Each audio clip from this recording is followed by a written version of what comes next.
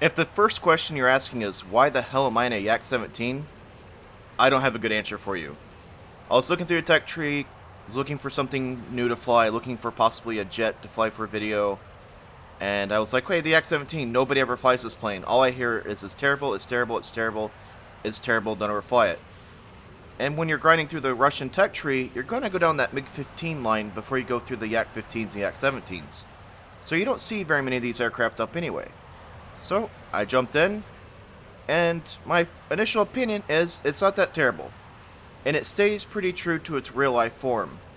The Yak-17 is a direct development from the Yak-15, which is a direct development from the Yak-3. That's right, this aircraft is essentially a Yak-3 with a 262 engine plastered underneath it. There's a metal heat shield underneath to keep the two kind of separated, and some other changes, but there you go. There's an Arado up there. I'm never going to catch that thing. This aircraft is slow, just like it was in real life. It's very maneuverable for a jet. And the only thing I'll say about it in real life was that it was known to light up runways when it took off. Those grass runways, you can see how low that engine hangs. Barbecue grass. But this aircraft was very unreliable. It became a pretty good trainer for people transitioning from propellers to MiG-15s. This was a good in-between aircraft for Russian pilots to learn. And this aircraft, I believe, saw service with other countries such as Poland and such. So here we are in War Thunder. It's a pretty good battle rating, I'd say. You usually don't see anything more than MiG-9s on your team, or LA-9s underneath, so it kind of fits in between that gap where it should. That post-war jet usually phase 262s, some 229s, 162s, or Bearcat 1Bs, and things like that. So it's not unforgiving in terms of matchmaking.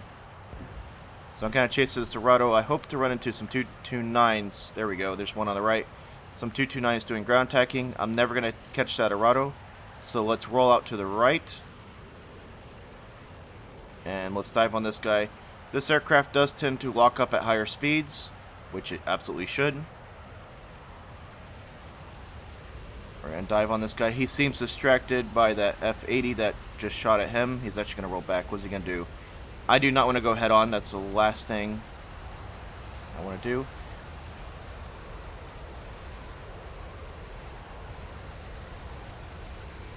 Take a shot right here. There we go. Nice. This aircraft does fire two NS-23s, the 23mm cannons that are found in almost every aircraft in Russia at this time.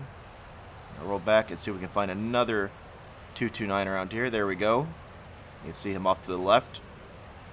Looks like he is going to get swarmed by all of my American and Russian friends.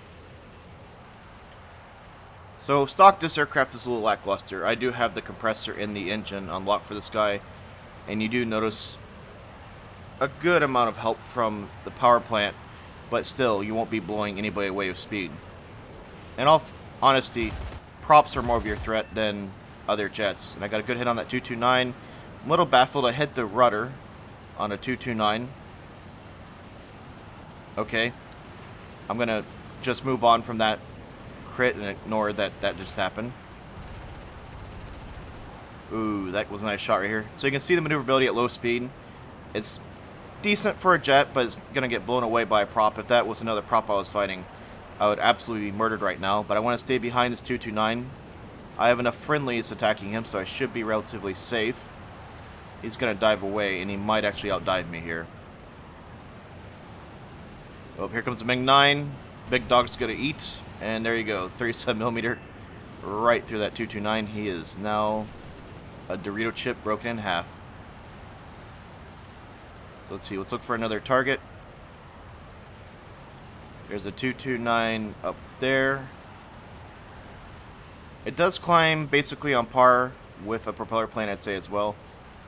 I've been flying it with a couple LA-9s in squad, and it seems to keep somewhat up with the LA-9. Oh, there's a 229 down there, and there's a 162 up to the right. It is definitely better than the 162. I did a 162 video a few weeks ago.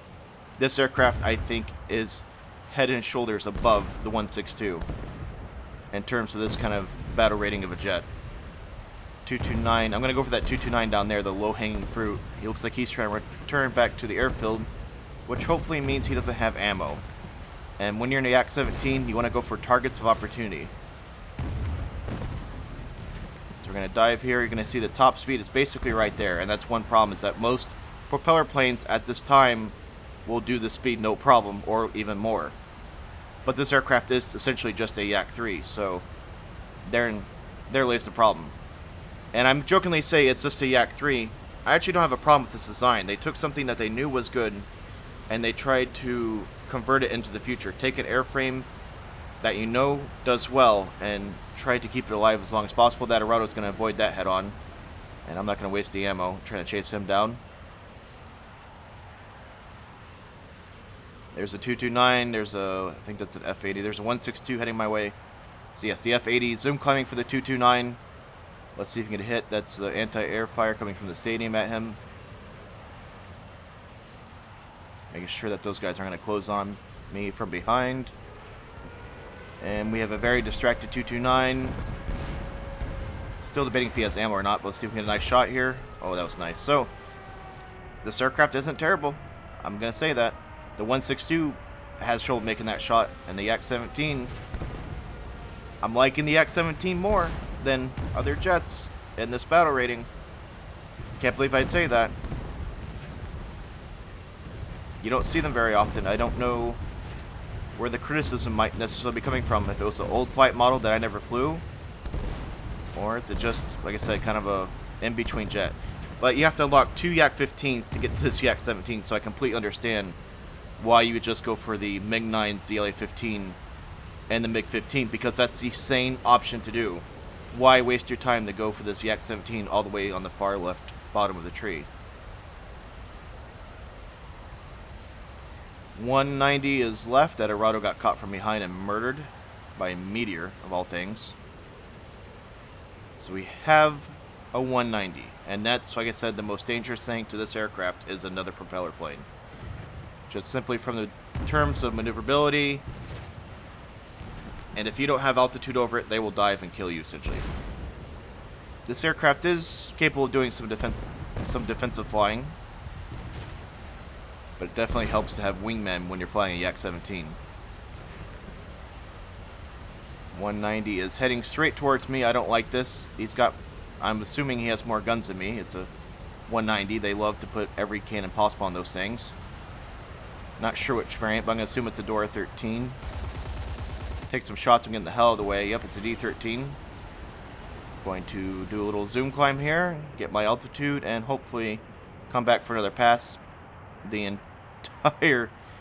Wow, it's like Allies Day. Look at them. We got Americans, we got the British, we got the Russians. It's all here. Everybody wants to kill the German. Take my shot. There we go. And there's 3. I'm averaging about 2-3 kills a game simply because of fuel and ammo. But it's not a bad jet. It really isn't. And if you have one, I urge you to try it out just for fun. I'm finding it fun. I usually don't find most jets fun anymore. I've been actually having some fun with the Yak-17. And I guess that's my stamp of approval on this guy. It's not as terrible as the word on the street is. I don't know where the word on the street would actually be in a video game.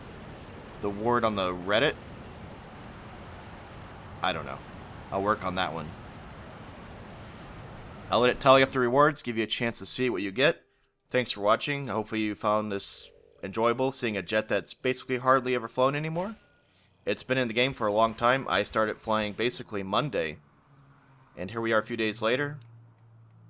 2 thumbs up. Good job, Stalin.